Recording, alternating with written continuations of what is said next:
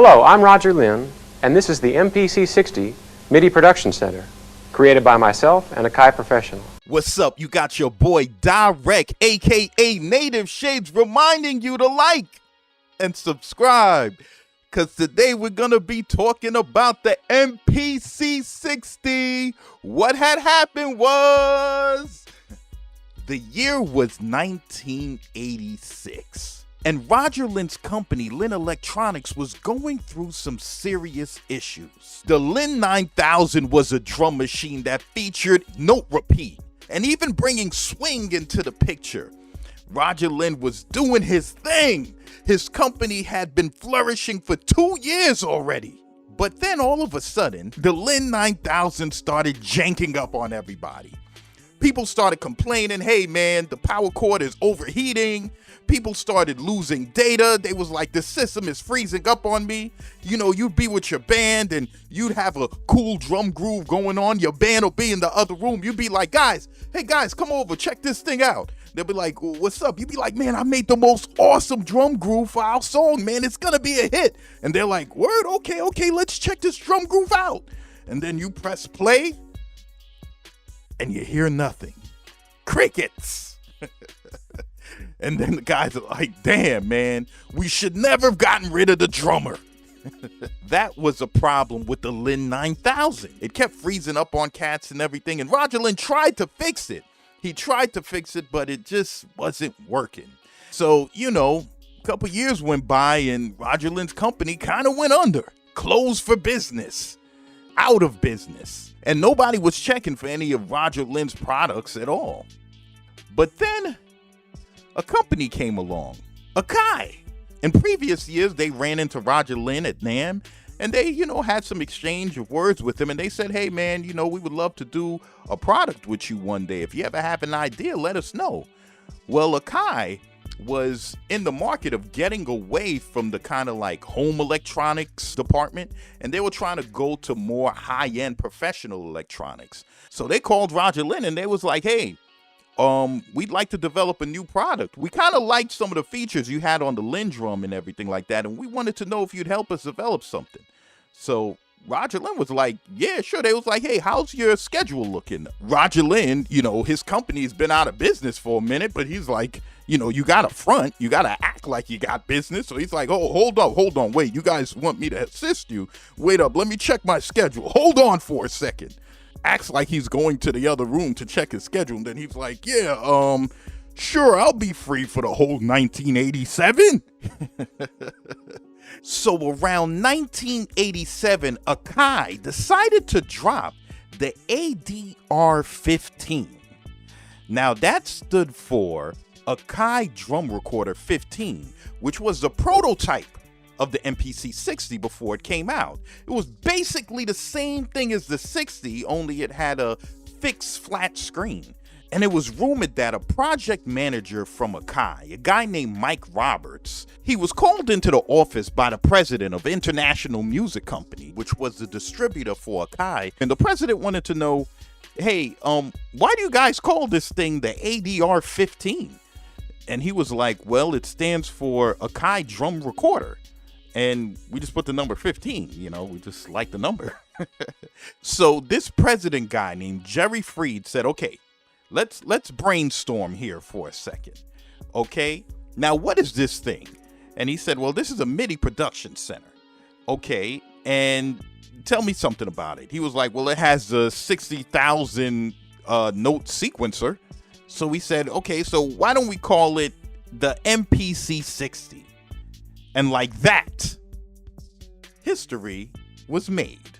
And the following year, 1988, Akai, alongside Roger Lynn, the creator of this machine, decided to drop the MPC-60. Full MIDI capability, 12-bit, 40 kilohertz. Most machines were still on 8-bit.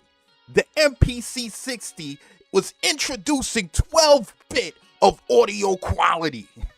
16 voice polyphony. It had a sequencer, 16 velocity sensitive pads with aftertouch. It even had an armrest so that after your arm was tired from banging out those hits, you can just lay it comfortably on the cushion of the MPC-60 armrest till you gotta bang them out again. This was the ultimate MIDI production center. MIDI production center, meaning it was a drum sampler and a MIDI sequencer all in one. This was the ultimate groove machine. And that's what people thought about it when they got it. This was phenomenal. Roger Lynn hated reading manuals. He always said, man, I don't like reading manuals. So he tried to construct this machine in a way where the producer or the artist could just kind of get a little rundown of where everything is and then just go in and start making music. They even had a help feature when whatever section you're in the machine, if you click the help button, it'll tell you pretty much what the section is and what it's there for. You know what I'm saying? They even labeled the pads. The pads even were labeled to say, okay, where you put your snare drum, where should you put your hi-hat, where should you put your kicks and everything like that. That's very, very, very impressive. You know what I'm saying? He really thought of the musician when creating this machine. As far as some of the legendary producers that used this machine, you had people like Quincy Jones, people like Dr. Dre used the MPC-60, Madonna used the MPC-60, DJ Premier, Prince put his hands on the MPC-60. Everybody was using the MPC-60. And remember, the MPC-60 wasn't cheap. It was $5,000. And even Roger Lynn felt kind of funny about it being priced that high. But you know, Akai was like, no, that's what we need to do. And I'm sure Roger Lynn didn't mind the checks coming in. You know what I'm saying? But everybody had to get an MPC-60. But with everything, people will still have their complaints. And to tell you the truth, the only complaints anyone ever really had on the MPC-60 back then was the time. People wanted more sample time. The MPC-60 came with about 13.1 seconds of sample time. And with the memory expansion, you can expand it to about 26 seconds. But people still wanted more time. They would run up to Roger like, yo, man, this machine is dope. Is there any way? I just wish I had more sample time. It's like, you know, remember when you was a kid and you was in the playground and you was having a ball, you know, with your boy Danny and everything like that? And then your parents would come and they'd be like, come on, Joshua, it's time to go. Let's go. And then you'd look at Danny and then you'd be like, damn, and Danny's chilling. He's still on the swing playing. And you'd be like, oh, man, I wish I had more time. That's how producers felt with the MPC-60. That was the only negative they felt about it. Now, the workflow of the MPC-60 is like this. You're going to press the sound key, select the sample new sound option. Then you're going to choose a drum pad that you want to sample onto. And then you choose proceed. And then the main sampling field will appear. It's kind of crowded, you know, but basically you'll be able to name your sample here. You'll be able to put the amount of recording time you want allocated to the sample you're about to record. You could put the record level of the sample. You could set the threshold. All the little editing features you can set up here on this screen. And just press the soft key 2, which is the ready key. So it's ready for the input signal to start recording. Play whatever the heck you want to sample. It'll record it. It'll stop it whenever you want to stop it. And boom, you got your sample.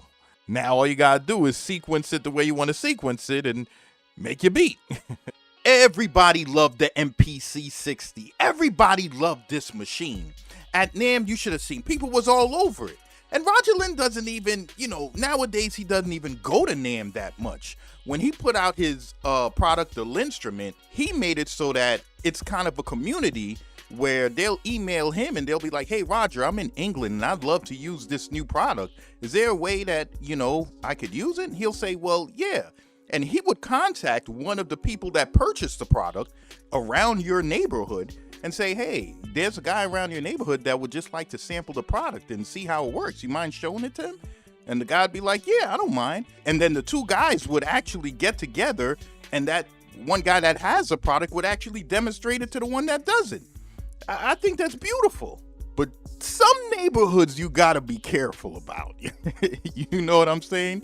Cause on down the block on Real Thug Street, you know, between 187th Street and Murder Highway, yeah, I'm not sure if that person wants to demonstrate their products. Cause they'll get a call like, yo, man, hey, yo, what's up, man? I'll pick up the phone like, hey, yeah, what's up? Your name Peter? Yeah, my name's Peter. Yeah, we're coming from that Linstrument community, man. We want to sample that MPC 3000 that you got. Hey, yo, Mikey, how much that's going for on eBay again? Yo, I see one here for 20 G's. Yeah, the one that's for 20 G's. Yeah, we want to sample that product. Where you live? Guy's like, yeah, I live right there by Murder Highway. And the guy will be like, oh, okay, good. Yeah, just have the 3000 out in the yard. We're coming to see it. He's like, oh, you're coming to see? No, not me. I'm gonna be there too, but I'm bringing a couple fellas with me. I'm bringing T-Bone, Felony, and Rumble. Yeah. Roger Lynn sent us. Still, the MPC 60 is an amazing trend-setting machine. The impact of it led to the development of the MPC 62, the MPC 3000, the MPC 2000, the MPC 2000 XL. You know, the 60s imprint basically set the stage for Akai in general. You know what I mean? So yeah, that's the MPC 60. What had happened was... So this is your boy Dyreck, aka Native Shades, reminding you to go down low in the description and get that MPC 1 Hidden Strategies, where I'm giving you a free MPC 4000 sound library. It doesn't exist anymore. Over a gig of sounds. You know what I'm saying? Put that joint on your MPC 1 and you are good. So this is your boy Dyreck, aka Native Shades, reminding you to like and subscribe. And I'm signing off.